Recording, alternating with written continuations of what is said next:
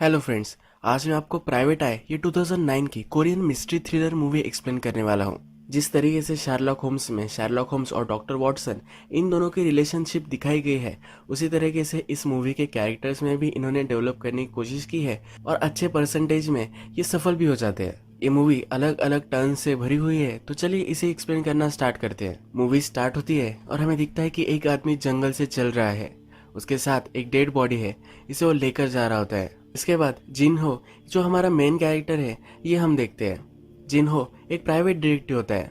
एक wife cheat कर रही थी, तो जिन्हों ने उस हस्बैंड को वो जहाँ चीट कर रही थी वहां पर लाकर छोड़ा था। जब चीटिंग करते हुए वाइफ को उसने पकड़ लिया तो इसकी फोटो जिन्होंने ले ली। ये फोटो जाकर जिन्हो अब न्यूज़पेपर वाले को देकर आता है। न्यूज़पेपर वाले अफेयर्स की स्टोरीज के लिए इसे पैसे देते हैं। ये यही काम करता है। जिन्हो का एक ड्रीम होता है कि वह अमेरिका जा सके, इसीलिए पैसे सेव करने के लिए ये सब वो काम करता है। न्यूज़पेपर एडिटर इसे पैसे देता है और पूछता है कि तुम क्यों वहां जाना चाहते हो, कि वहां मैं बहुत सारे पैसे कमाना चाहता हूँ। ये जोक कर देता है कि वहां बहुत सारी वाइफ्स चीट करती होंगी। अब जिन्हो सिटी में आता है। इसे एक्चुअल में डिटेक्टिव वर्क भी करना होता है, इसीलिए अपने पैम्पलेट्स सिटी में लगा देता है। इसके बाद नेक्स्ट सीन में हमें दिखाया जाता है कि एक ऑपरेशन चल रहा है। यहाँ पर एक बड़े डॉक्टर होते हैं जो जापानीज होते हैं। इनके हाथ के नीचे हमारा और एक मेन कैरेक्टर जिसका नाम जैंग होता है, ये काम करता है। इस ऑपरेशन में जैंग थोड़ा भी डरा नहीं था और सही से उसने डॉक्टर को हेल्प की थी। तो जब ये ऑपरेशन खत्म हो जाता है तो डॉक्टर जैंग से कहते हैं कि तुम्हें और भी प्रैक्टिस करनी चाहिए। जैंग जनरली एनिमल्स पर प्रैक्टिस करता है, तो डॉक्टर से कहते हैं कि अब तुम्हें ह्यूमंस पर प्रैक्टिस करनी चाहिए। डॉक्टर ने अभी अभी ऑपरेशन किया है, पर इसके बदले में उसे एक भेज दी गई है। ये जो हमारी स्टोरी का टाइम पीरियड है, ये 19th सेंचुरी का स्टार्टिंग का पीरियड है। इसी वजह से यहाँ हमें दिखता है कि डॉक्टर को एज अ पेमेंट वो भेज दे देते हैं। डॉक्टर इसमें फ्रस्ट्रेटेड होता है क्योंकि जापान में लोग ऐसा नहीं करते थे। इसके बाद हमें एक क्राइम सीन दिखता है जहाँ बहुत सारा ब्लड पड़ा हुआ होता है। यहाँ पर यंग नाम के पुलिस ऑफिसर को बुलाया जाता है। यंग ये क्राइम सीन देखता है तो वहाँ बहुत सारा ब्लड होता है। जल्दी से उसके नीचे काम करने वालों को ये पोंछने के लिए बोलता है। ये कहता है कि ये मास्टर के सन का रूम था, किसी को भी पता नहीं चलना चाहिए।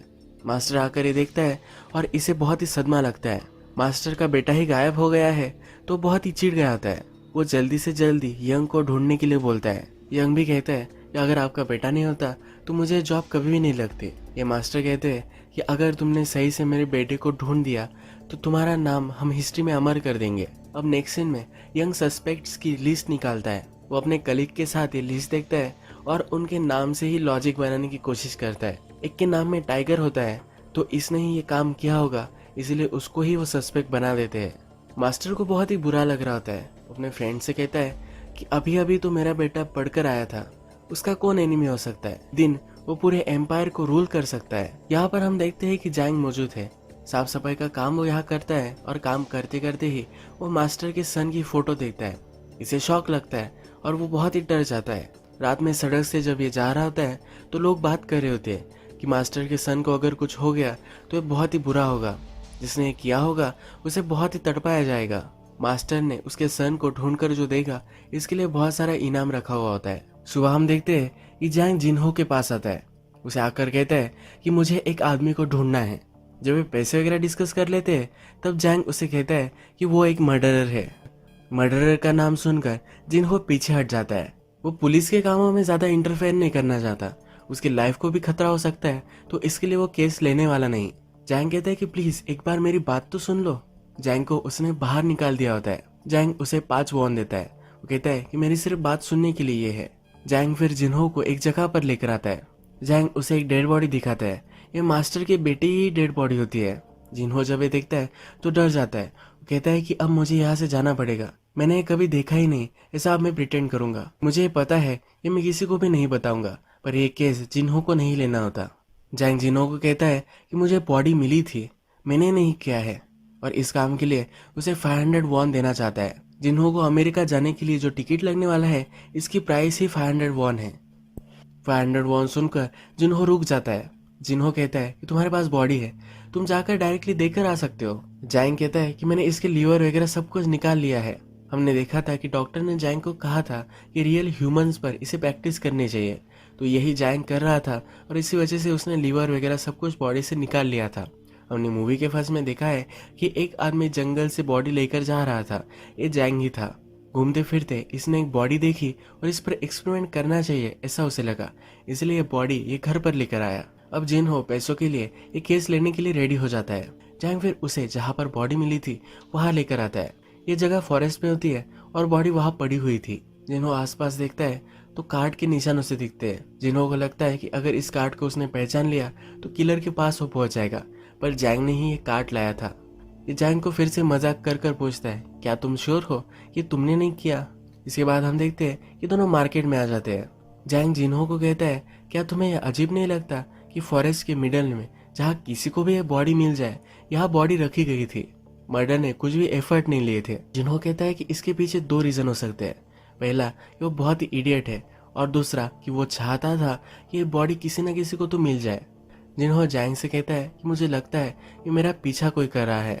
इस आदमी को स्पॉट करता है और इसके पीछे पीछे भागने लग जाता है। जिन्हो एक जगह पर टकरा जाता है और ये आदमी आगे चला जाता है। जैंग को लगता है कि यही किलर हो सकता है। इसके बाद हम देखते हैं कि जिन्हो एक लड़की के पास आता है। इस लड़की का नाम होता है सुन। ये हमारे और एक मेन कैरेक्टर है। एक फैक्ट्री जैसी जगह पर काम करती है, पर वहाँ वो बहुत सारे एक्सपेरिमेंट करती है। एक्चुअल में इसे साइंटिस्ट बनना होता है, इसलिए हमेशा एक्सपेरिमेंट करती रहती है। जिन्हो को उसने एक दूरबीन दी थी, पर अब वो टूट चुकी है, इसलिए जिन्हो उसके पास आता है। इसके बाद ये बात करते करते चलने लग जाते हैं।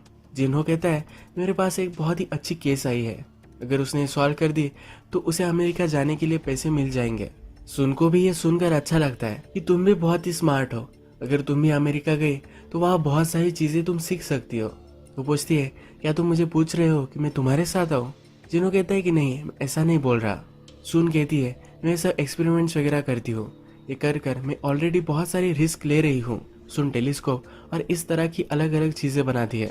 1900 का जो वक्त था इतना प्रोग्रेसिव नहीं था, औरतें ये सब कर सके एक्सेप्टेड नहीं था, इसीलिए सुन कहती है कि मैं कर कर ऑलरेडी रिस्क ले रही हूँ। इसके बाद हम देखते हैं कि जिन्हो मास्टर के घर में आ जाता है, जहाँ पर मास्टर के सन को उठवाया गया था।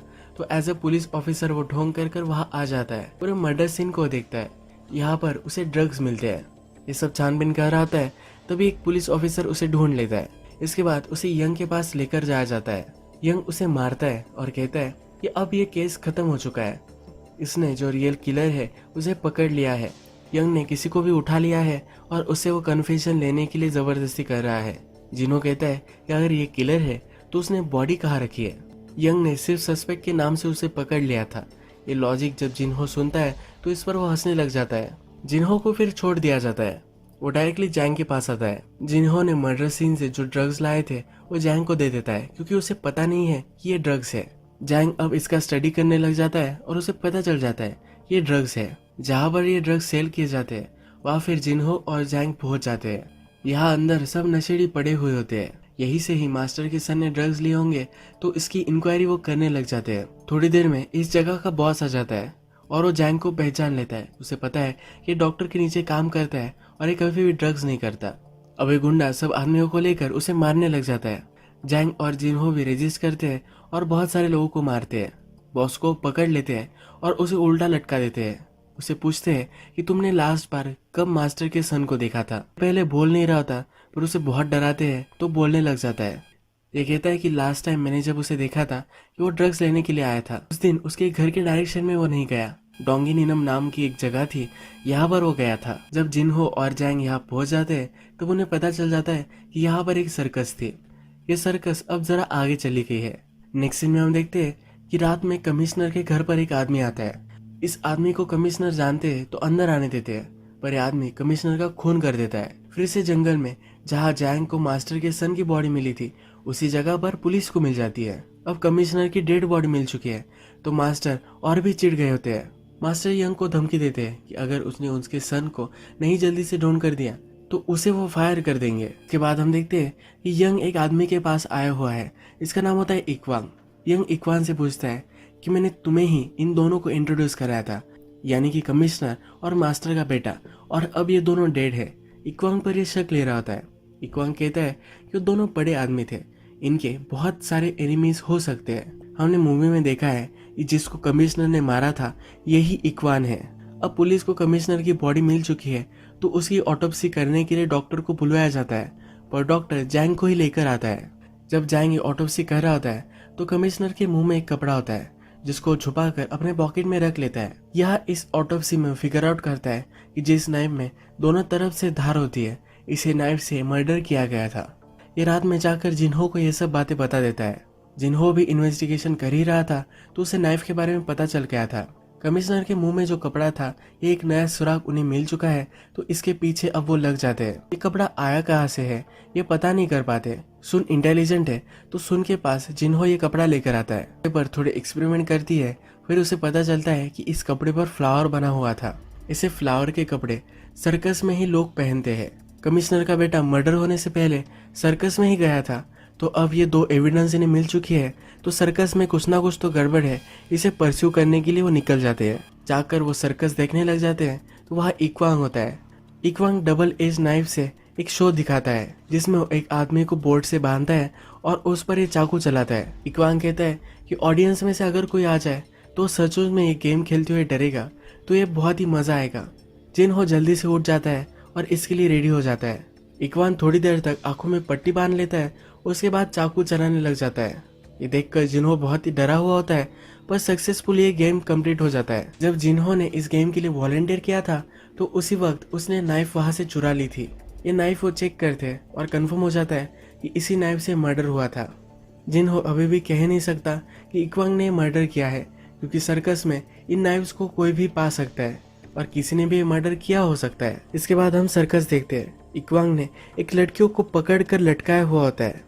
ये लड़की यहाँ से भाग रही थी, इसी वजह से उसे कहता है कि मैंने तुम्हें बाय किया है, मैं तुम्हारे साथ जो चाहे वो कर सकता हूँ। इस लड़की की एक छोटी बहन भी थी, उसे पकड़ कर ले आए हैं। इस छोटी लड़की की भी स्किन जलाने वाला था, पर बड़ी लड़की कहती है इसका पीरियड आया हुआ है। ये सुनकर इसे खुशी होती है। ये इस छोटी लड़की को छोड़ देता है। इसके बाद हम देखते हैं कि न्यूज़पेपर वालों के यहाँ जिन्हो को बुलाया गया है। सर्कस में एक बड़ा इवेंट चल रहा है जहाँ गवर्नर, पुलिस ऑफिसर ये सब आने वाले हैं। यहाँ किसी को भी अलाउड नहीं है, तो जिन्हो को वो कहता है कि वहाँ जाकर चुपके से तुम कुछ इमेजेस लेकर आओ। यहाँ क्या चलता है ये किसी को भी पता नहीं है, इन्हें हम कुछ एक्सपोज कर सकते हैं। ये न्यूज़पेपर वाला कहता है कि ये काम डेंजरस हो सकता है। जिन्हो प्रिटेंड करता है कि उसे भी ये डेंजरस लग रहा है, पर एक्चुअल में उसे भी जाना होता है, क्योंकि अब वो केस की इन्वेस्टिगेशन करने के लिए सर्कस के बारे में और भी कुछ जानना चाहता है। सर्कस के यहाँ जाकर सर्कस वालों से वो कहते हैं कि तुम्हें फ्री की पब्लिसिटी मिल जाएगी, इसलिए वो सर्कस वाले भी इन्हें फोटो लेने के लिए हेल्प कर देते हैं। जिन्हो अलग अलग टेंट में घुसता है और वहाँ नाइफ्स खोजने लग जाता है। या उसे किलर कौन है इसका कुछ ना कुछ तो एविडेंस मिल सकता है, पर इसे एक आदमी ढूंढ लेता है और बाहर निकाल देता है। ये यहाँ से जा रहा होता है, पर दोनों छोटी लड़कियां इसे रोक लेती है, कहती है कि प्लीज हमारा भी फोटो ले लो। जिन्हो पहले मना करता है, पर ये बहुत ही स्वीटली उससे रिक्वेस्ट करती है, तो जिन्हो भी मान जाता है। जिन्हो सुन को उसकी केस के बारे में सब कुछ चीजें बताता है, तो सुन को सब कुछ मालूम है, तो वो भी थोड़ी सी इन्वेस्टिगेशन करती है। सुन पता करती है कि जो इक्वांग है ये अलग अलग बिहेव करता है। एक बार वो कुछ करेगा तो दूसरी बार कुछ अलग ही चीजें करता है। पुलिस पर यानी कि यंग पर अब प्रेशर बढ़ने लग चुका है, तो एक आदमी को जो बहुत ही गरीब होता है कन्फेशन करने के लिए मना लेता है। ये एक फेक बॉडी भी रखवा आते हैं। ये आदमी सिर्फ पैसों के लिए एडमिट करता है कि उसने ही मास्टर के सन को मारा है। जब इस मर्डर को देखने के लिए जिन्हो और जैंग जाते हैं, तो जैंग कहता है कि मैं तो इसे पहचानता हूँ, ये वही आदमी था जिस पर ऑपरेशन हुआ था। ये बहुत ही गरीब है, इसी वजह से इसने कन्फेशन किया होगा, ये वो जिन्हो को बताता है। जिन्हो अब यंग के पास जाता है, उसे कहता है कि मुझे मालूम है कि ये रियल किलर नहीं है, मैं सब जाकर ये मास्टर को बता सकता हूँ। यंग कहता है कि प्लीज ऐसा मत करो। यंग पूछता है कि तुम्हें क्या चाहिए। जिन्हो कहता है कि मुझे सिर्फ 3 दिन दो, 3 दिन में सही मर्डर में ढूंढ निकालूंगा, तब तक इस आदमी को कुछ भी होना नहीं चाहिए। अब रात में इन्वेस्टिगेशन करने के लिए जिन्हो सर्कस के आसपास घूम रहा होता है, तभी इक्वांग उसे ढूंढ लेता है। इस पर वो चाकू लगाता है, कहता है कि तुम यहाँ कर क्या रहे थे। ये जिन्हो को धमकी देता है कि अगर वो आसपास फिर से दिखा तो उसे मार डालेगा। जिन्हो कहता है कि मुझे मालूम है कि तुम ही मर्डरर हो। इक्वांग ये सुनकर सरप्राइज हो जाता है, जैसे उसने कुछ किया ही नहीं है ऐसा वो प्रिटेंड करता है। अब इन दोनों में फाइट हो जाती है, पर इक्वांग का ट्विन ब्रदर वहां जाता है। ये दोनों मिलकर जिन्हो को बांध देते हैं। इसके बाद ये सर्कस का शो करते हैं। इक्वांग का जुड़वा ब्रदर अब जिन्हो से मिलने के लिए आता है। जिन्हो कहता है कि तुमने ही मर्डर किए है। ये जुड़वा ब्रदर कहता है कि तुम पुलिस नहीं हो, हम दोनों को अकेला छोड़ दो। जिन्हो अभी भी बंधा हुआ है और उसी वक्त सर्कस का शो चल रहा होता है। हमने जो 2 लड़कियां देखी थी वो सर्कस में काम करती है और शो करते वक्त ऊपर से वो छलांग लगा देती है। ये बहुत ही इंजर्ड हो जाती है। जैंग भी जिन्हो को ढूंढते ढूंढते यहाँ आ ही चुका होता है और जिन्हो को छुड़वा लेता है। ये यहाँ से जा रहे होते हैं पर लड़की इंजोर है तो जैंग इसे देखने लग जाता है। इक्वांग भी इस लड़की के पास आया हुआ होता है। उसे बहुत ही बुरा लगता है। यह अपने ब्रदर पर गुस्सा हो जाता है, उसे मारने लग जाता है। अपने ब्रदर को कहता है कि तुम्हारी वजह से यह सब हुआ है। जिन्हो टेंट के अंदर होता है और ये दोनों ब्रदर बाहर झगड़ रहे होते हैं। जिन्हो को आवाज आती है और वो बाहर आता है पर वहाँ उसे एक ब्रदर की डेड बॉडी मिलती है। अभी डेड बॉडी किस ब्रदर की है ये किसी को भी पता नहीं है। यहाँ पर पुलिस को बुलाया जाता है। यंग इक्वांग का फ्रेंड ही है तो यंग कहता है कि किसी न किसी तरीके से मैं जल्दी से ये केस निपटा लूंगा, कोई भी वरी करने की तुम्हें जरूरत नहीं है। जिन्हो के पास यंग आता है और कहता है कि क्या तुम्हें रियल किलर मिला है। जिन्हो यंग को कुछ भी नहीं बताता। जिन्हो को पता है कि जो ब्रदर जिंदा है यही किलर है पर वो बताने नहीं वाला। जो छोटी लड़की ऊपर से गिरी थी इसको जैंग हेल्प कर सकता है। ये जल्दी से उसे हॉस्पिटल में लेकर आता है। वो डॉक्टर को सर्जरी करने के लिए बोलता है पर डॉक्टर मान नहीं रहा होता। जैंग डॉक्टर पर बहुत ही चिढ़ जाता है। वो कहता है कि क्या तुम सिर्फ पैसों के लिए नहीं कर रहे। डॉक्टर भी चिढ़ जाते हैं और वहां से चले जाते हैं। जैंग अब खुद ही ऑपरेशन कर डालता है। रात में जिन्हो सुन से मिलने के लिए आता है। जिन्हो अब जरा परेशानी में है। सुन ये पहचान जाती है। सुन कहती है तुम्हें जो भी लगता है जो तुम्हें करना चाहिए ये तुम कर डालो। वो कहती है कि जब तुम पुलिस में थे तुम जिस तरह से फियरलेस थे उसी तरीके से फिर से तुम ये काम करो। यहाँ इनकी बातचीत से हमें पता चलता है कि एक दूसरे से पहले प्यार करते थे पर अब इनमें ब्रेकअप हो चुका है। इसके बाद हम देखते हैं जिन्हो यंग के पास जाता है और इसके साथ मिलकर एक प्लान बनाता है। जिन्हो फिर सर्कस में पहुंचता है। आसपास कहीं भी इक्वांग नहीं होता पर उसका एक आदमी जो उस पर वो ट्रस्ट करता है वो वहां होता है। जिन्हो फिर उसे बहुत मारता है और इक्वांग का पता निकालता है। न्यूज़पेपर वाले ने जिन्हो को कहा था कि कमिश्नर बहुत सारे बड़े बड़े लोग ये सब इक्वांग के पास जाते हैं। ये क्यों जाते हैं इसका रीजन अब उसे पता चल जाता है। इन सब लोगों का क्लब था जिसमें कमिश्नर, गवर्नर, मास्टर का बेटा ये सब शामिल थे। इक्वांग इन सब लोगों को लड़कियां सप्लाई करता था। ये सब मिलकर इन लड़कियों का शोषण करते थे। सर्कस में काम करने वाली लड़कियां हमने देखी है कि वो भागने की कोशिश कर रही थी। यही रीजन था कि वो भागना चाहती थी। इक्वांग के आदमी से जिन्हो पता निकाल लेता है इक्वांग अब कहाँ होगा। वो इस बार गवर्नर के पास आया हुआ है। एक्चुअल में इक्वांग और उसका जो ब्रदर है इनमें से एक लड़कियां सप्लाई करता था।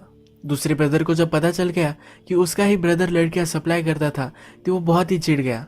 गुस्से में आकर रिवेंज लेने के लिए सबको मारने लग गया। जब एक दूसरे को इन्होंने कन्फ्रंट किया तो एक ब्रदर मर गया।